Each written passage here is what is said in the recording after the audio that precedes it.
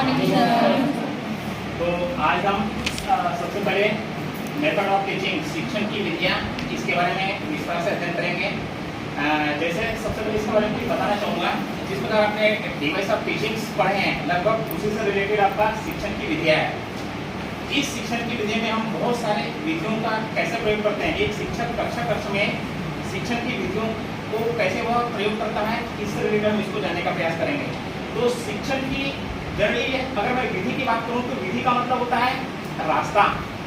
ये लैटिन भाषा के शब्द से बना हुआ है मेथड्स, इसका मतलब है रास्ता या विकास, इसको बोलते हैं। तो कुल मिलाकर के बात आती है कि एक शिक्षक विद्यार्थियों के ज्ञान को आगे बढ़ाने के लिए विभिन्न प्रकार की विधियों का प्रयोग करता है, विभिन्न प्रकार के विधियों का प्रयोग करता है, क्रमबद्ध तरीके से प्रयोग करता है। इसी को हम शिक्षण विधियां बोलते हैं। जैसे फॉर एग्जांपल के लिए देखिए यहाँ पे क्या लिखा है, वोल्टियर्स एंड स्पेंसर, इन्होंने क्या बहुत अच्छे थॉट्स लिखे हैं। Every method has some good in it, no method is all good, children should be told as title as possible and included to discover as much as possible. अर्थात प्रत्येक विधि में कुछ न कुछ अच्छाइयाँ होती है, कोई भी एक विधि पूरी तरह से सही नहीं होती। विद्यार्थी कम से कम बोलने और ज़्यादा से ज़्यादा कोशिश करने के आतुर रहते हैं। मतलब इसमें यही बताने का प्रयास किया गया कि हम जो विधि देख रहे हैं, आप देखेंगे कि विधि भी अपने आप में पूर्ण नहीं होती, सब विधि की अलग अलग होती है। अगर एक टीचर्स एक विधि से अगर किसी स्टूडेंट को पढ़ाता है तो डेफिनेटली जरूरी नहीं कि उस विधि से सभी स्टूडेंट को ज्ञान प्राप्त हो। इसलिए शिक्षक कक्षा कक्ष में डिफरेंट टाइप के विधियों का प्रयोग करता है और उस विषय वस्तु को, उस सब्जेक्ट मैटर को प्रभावशाली बनाने की कोशिश करता है। नेक्स्ट क्लियर होते चला जा रहा है। अब इसके बाद देखिए आ जाते हैं, इससे विधि को पढ़ने से पहले हम factor effecting methods of teaching, शिक्षण विधियों को प्रभावित करने वाले कारक, ऐसे कौन कौन से factor effecting teachings of methods, अगर शिक्षण विधियों को प्रभावित करने वाले कारक ऐसे कौन कौन से हैं जिसके बारे में हम जानने का कोशिश करेंगे। तो जनरली ये चार जो फैक्टर हैं सबसे ज्यादा इसको प्रभावित करती है। पहला फैक्टर है आपका शिक्षण उद्देश्य से संबंधित कारक, अर्थात factor related with instructional objective.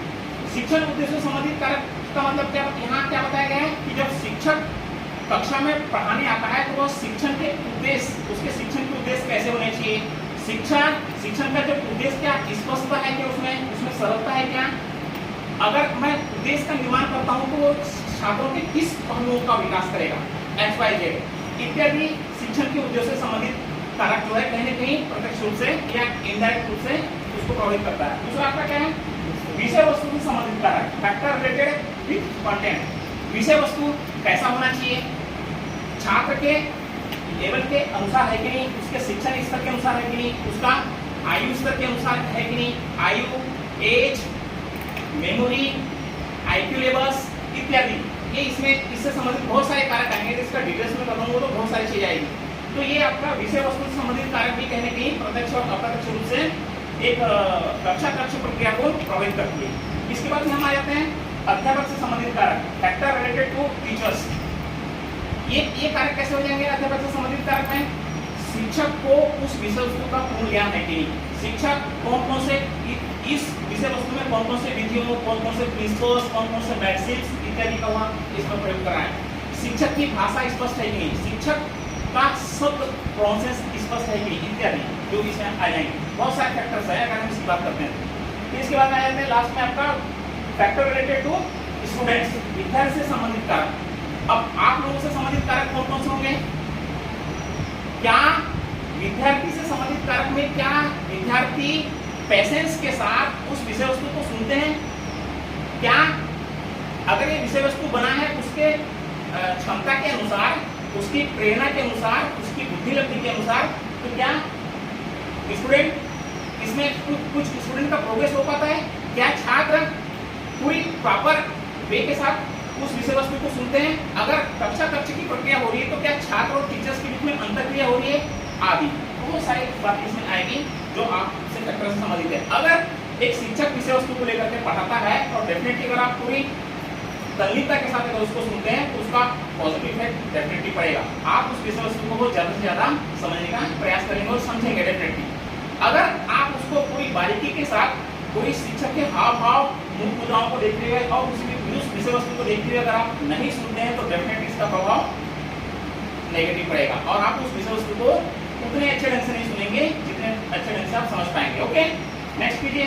तो ये 4 फैक्टर कारक है जो कहीं ना कहीं आपको इस विषय वस्तु को प्रभावित करती है डायरेक्ट एंड इनडायरेक्ट रूप से। ओके, अब हम आ जाते हैं इसके बाद में मेन मेथड्स, मुख्य विधियां। अब हम देखते हैं कि ऐसी कौन कौन सी मुख्य विधियां हैं जिसका एक शिक्षक एक कक्ष में कहीं ना कहीं इसका प्रयोग करता है, प्रत्यक्ष रूप से, प्रत्यक्ष और अप्रत्यक्ष रूप से इसका कहीं ना कहीं प्रयोग करता है और स्टूडेंट और टीचर्स के बीच में कहीं ना कहीं इंटरेक्शन होता है। इससे पहले आपको और 3 चीज बताऊंगा। शिक्षण के 3 पहलू बोल सकते हैं आप, शिक्षण के 3 पहलू है, 3 स्तर आप बोल सकते हैं। इसको पहलू भी मैं मानता हूँ। वो कौन कौन से हैं? टीचर्स, स्टूडेंट और तीसरा आपका कैरिकुलम। इन तीनों को मिलाकर के टीचर्स ऊपर में आ जाएगा, लेफ्ट में आपका स्टूडेंट और राइट में आपका कैरिकुलम। अगर इसको हम एक करके ग्राफ बनाएंगे तो क्या बन जाएगा? एक त्रिकोण बन जाएगी, त्रिभुजाकार बन जाएगा। इन तीनों के संबंध से ही पूरी शिक्षण प्रक्रिया पूरी चलती है कक्ष में, ये आप ध्यान रखेंगे। अगर उसमें से एक पहलू भी, एक फैक्टर भी अगर उसमें नहीं रहेगा तो डेफिनेटली आकार भी नहीं बन पाएगी और आप उस विषय वस्तु को अच्छे से समझ नहीं पाएंगे। तो पहला आ जाते हैं हम देखते हैं इसमें मेन मेथड, मुख्य विधियां। पहला आपका व्याख्यान विधि, जैसे क्लियर है स्पष्ट। व्याख्यान विधि क्या है? व्याख्यान विधि वह विधि है जिसमें एक शिक्षक कक्षा में आकर के अपनी विषय वस्तु से संबंधित उस विषय को वन वे प्रोसेस में उस विषय वस्तु का स्पष्टीकरण करते हुए, व्याख्यान करते हुए चलता है। इसमें शिक्षक ज्यादा एक्टिव रहता है और छात्र ज्यादा एक्टिव नहीं होते हैं। छात्र सिर्फ उस टीचर्स के व्याख्यान को सुनते हुए चला जाता है, इसको हम व्याख्यान विधि बोलते हैं। वो विषय वस्तु अलग अलग सब्जेक्ट के अनुसार अलग अलग होगा। ओके, क्लियर है? उसके बाद में आपका लेक्चर कम डेमोंस्ट्रेशन मेथड, व्याख्यान सह प्रदर्शन। जस्ट उसका एक सिक्के के जैसे 2 पहलू होते हैं ना, वैसे इसमें भी एक सिक्के के 2 पहलू के समान है। दूसरा बोल रहे हैं कि व्याख्यान सह प्रदर्शन।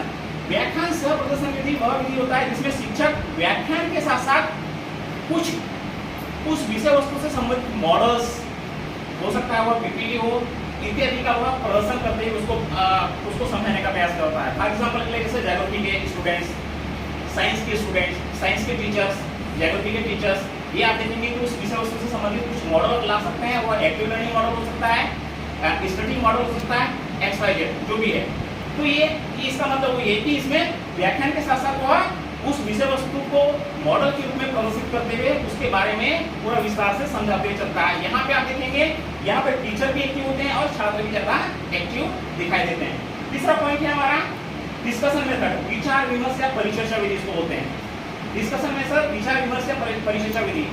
विचार विमर्श या परिचर्चा विधि वह विधि होता है जिसमें एक टीचर्स छात्रों को एक समस्या दे देती है, छात्रों को एक समस्या दे देती है। उस समस्या पे विचार विमर्श छात्रों के ऊपर छोड़ देती है। आप उस समस्या में हो सकता है टीचर उसको एक ग्रुप के आधार पे, एक टोली शिक्षण के आधार पे जैसा चाहे वैसा वह बना सकती है। ओके, तो इसमें इस मेथड में आप देखेंगे टीचर्स छात्रों के ऊपर समस्या दे देगी और उस समस्या का छात्र विचार विमर्श करके सॉल्यूशन करेंगे।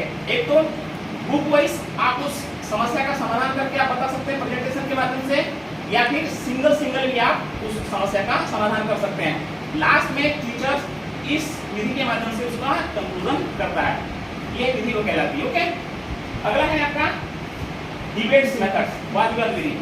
ये क्या है? आप भी सब इससे परिचित हैं।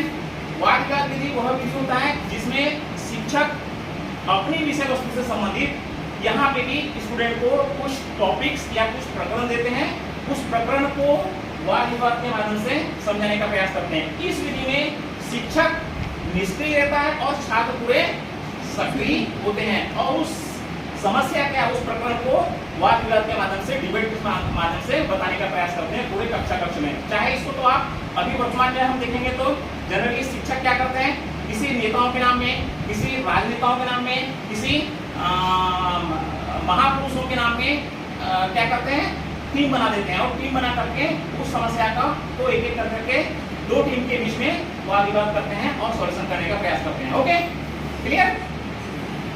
इसके बाद में आपका प्रोजेक्ट मेथड, प्रयोजन विधि। प्रोजेक्ट मेथड मतलब आपका ये प्रोजेक्ट विधि वह विधि होता है जिसमें शिक्षक छात्रों को प्रोजेक्ट के माध्यम से, एक परियोजना के माध्यम से कार्य टास्क देता है और छात्र उसको प्रयोजन के माध्यम से उसको सॉल्यूशन करते हैं। जैसे फॉर एग्जांपल आप देखेंगे इसमें जनरली ज्योग्राफी है, इसमें भी ऐसा नहीं कि मतलब एक सब्जेक्ट ऐसा नहीं, ज्योग्राफी है, साइंस है, सोशल साइंस है,